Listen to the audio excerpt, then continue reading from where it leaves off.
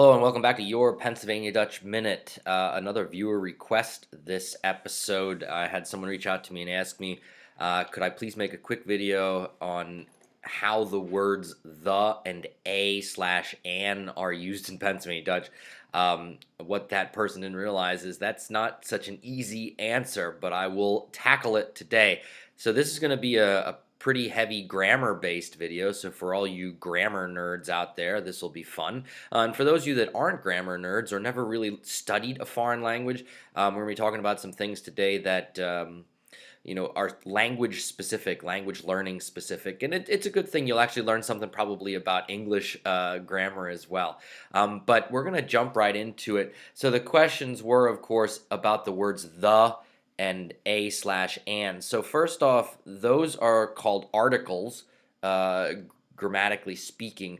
The word the is what's known as definite article, and the word a and is an indefinite article. These are used before nouns, and they're only used with nouns. In English, it's quite easy. We only have the word the. It doesn't matter what we're talking about: the table, the desk, the person, the car. And the only rule with the word a or an we have in English is if the noun starts with a vowel, then it's an, and if it doesn't, then it's a. A book, a desk, an apple, for example. Sadly, Pennsylvania Dutch is not that easy. In Pennsylvania Dutch, as well as Standard German, we have nouns have cases. Nouns have gender. So in English, we don't have genders of nouns. It's the table, the desk. We don't differentiate. But in German and in Pennsylvania Dutch, they do. All nouns fall into one of three genders: masculine, feminine, or neuter. And this is where we don't have this in English. And I think it's often awkward or weird for English speakers when they're first learning this. So what you're looking at now is a table with the three genders going across the top. I actually added the fourth. Plural isn't really a gender, but when you do the plural of a noun, the difference between, of course, one book to two books. But as you can see, we have masculine, we have feminine, and we have neuter, and then plural. And then down the left-hand side, I have the rows nominative, accusative, and dative. Those are the three cases that we're going to be talking about today. So those two words are important. We have gender and case. So gender is masculine, feminine, neuter.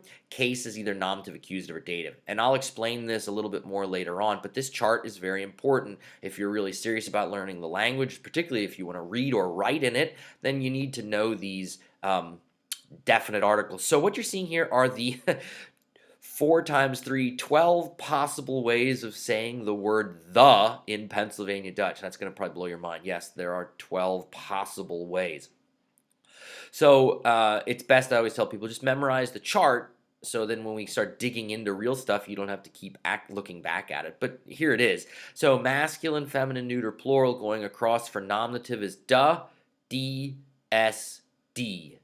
Accusative, da, d, s, d. It's exactly the same as the nominative. The one that's different then is the dative, dem, da, em, de. Now this will make sense later on, but this is the chart. These are the 12 ways of saying the word the in Pennsylvania Dutch. Now we go on to the next chart, which is our indefinite articles. These are the ways of saying a and an in Pennsylvania Dutch. And it doesn't matter if a noun starts with a vowel or not like it does in English. It only matters what the gender of the noun is. So again, this time we don't have plural because you can't say a books, right? So we just have masculine, feminine, neuter, and then the three cases again: nominative, accusative, and dative. And if we look across, the first two rows are really easy: n, and then dative is different: m, r, m. So those are all the ways of saying the word a and an. Now let's talk about what these cases mean. So this next slide here, we have the three cases. We have nominative, accusative, and dative. And what those are they're determined based on what you're talking about in a sentence. So when you're talking about the subject of a sentence, that's always the nominative case. Subject, and we're only talking about nouns here. Don't worry about verbs or adjectives or adverbs or any of that stuff. We're only talking about nouns today. So the subject of the sentence always takes the nominative case. The direct object of a sentence takes the accusative case, and the indirect object takes the dative case. Now, if you're having flashbacks to like 7th grade English class when your English teacher was making you diagram sentences out, that's good. It's good to have those flashbacks. I'll try and make it a little less painful as it might have been when you were in junior high school or middle school. But that's what we need to know. So when I say we're talking about the subject, then you have to think nominative. If I say we're talking about the direct object, then you have to think about accusative. And if I'm talking about the indirect object, you have to think about dative. And that's where you look back at those charts, to see which word you're going to be using. So in a normal sentence, if we have all three cases, this is the word order: subject, verb, indirect object, direct object. And thinking about those cases, it would be nominative, verb, dative, accusative. Okay? That's normal word order for as much as we're concerned. There are some things that might change that, but those are down the road when we're getting more in depth. But for right now, just know that this is a basic sentence structure: subject, verb, indirect object, direct object, nominative, verb, dative, accusative, in that order. So what does this mean? Well, let's take this simple sentence. The man buys the woman the car, and they're color-coded. Now, thinking back to what I just said, what's color-coded? The nouns in the sentence. Buys, that's our verb, right? So we have the man buys the woman the car. And in English, those are all just the, right? Because we only have the word the in English. So English follows pretty much the same word order as Pennsylvania Dutch and Standard German. We have subject, verb, indirect object, direct object. Now, real quick, what's the difference between a direct object and an indirect object? Well, in this sentence, the man is the subject because that's the person, place, or thing that's doing the verb, right? He is the one buying something. What is he buying? Well, he's buying a car. That's your direct object. Who is the car for? The woman. That's the indirect object. Okay? And when we do this into Pennsylvania Dutch, we get de man kauft de vrouw die machine.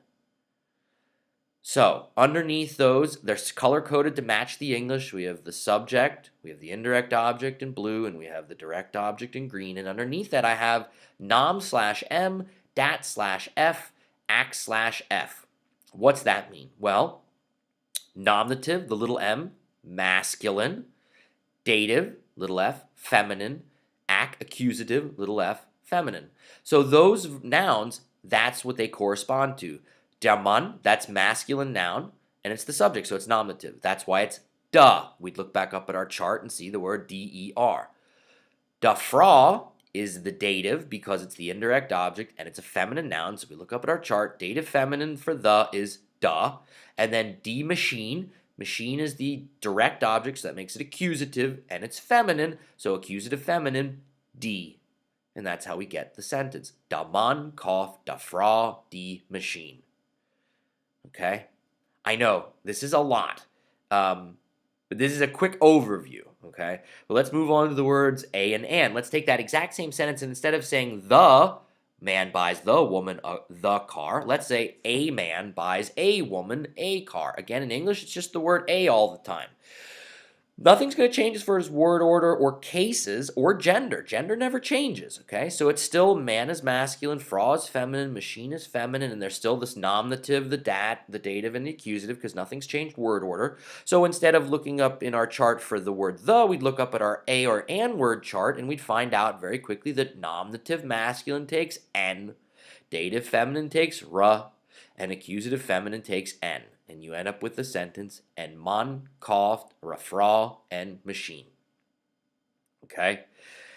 Now, what happens if you don't know what the gender of a noun is? Well, that's when if you have a dictionary or if you're using that online dictionary that I talked about in a previous video, any Pennsylvania Dutch dictionary will tell you the gender of a noun. I chose the word the bucket. If you looked up the word bucket, some dictionaries would write it this way, de ema. Well, there it's telling you that that's masculine because that goes back to our chart, right? Sometimes you might just have the word ema, comma, and then a little m. Well, that little m refers to masculine.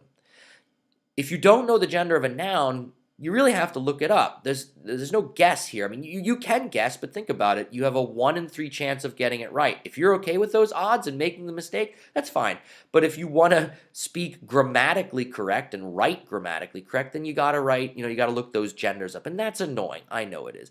I always tell my students, when you're learning a new noun, always learn the gender right away. Don't just learn the word ama, learn da ama. Don't just learn the word fra, learn the word defraw, and then hopefully it'll stick, okay? It takes practice, and I threw a lot at you in this video, I know, especially if you're not very strong in grammar. But if you have those two charts, the duh chart, the definite articles, and the a chart, the indefinite articles, and as long as you can look at a sentence and look up the gender of a noun and its case, you can then apply the chart and put the right word in front. If you're still left with a lot of questions, feel free to email me and maybe I can help you out in that way. I hope this video helps. I know it's a lot of information all at once, and it's a lot of information about stuff that as English speakers we don't do.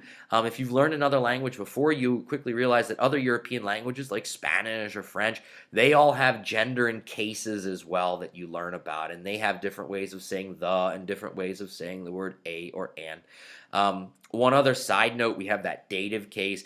If the people you talk to tend to be sectarian, so Amish or Mennonite, a lot of the Amish and Mennonite speakers do not use the dative case anymore. Everything is just either nominative or accusative. The non-sectarians, the Lutheran Pennsylvania Dutch and the Reformed Pennsylvania Dutch, the UCC Pennsylvania Dutch, the Church Pennsylvania Dutch people, we kept and maintained the dative. So when I write and when I speak, I'm using the dative case, where the Amish and Mennonite don't. That's okay. We still understand each other. Again, that was a big video with a lot of information, a lot of technical information. Hopefully it helped clear some things up for some of you. If you still have questions, please feel free to email me. If you have an idea for a future video down the road, don't be a stranger. Drop me a line as well. If you haven't subscribed to the YouTube channel yet, or if you know someone that would enjoy watching this stuff, please share the information with them.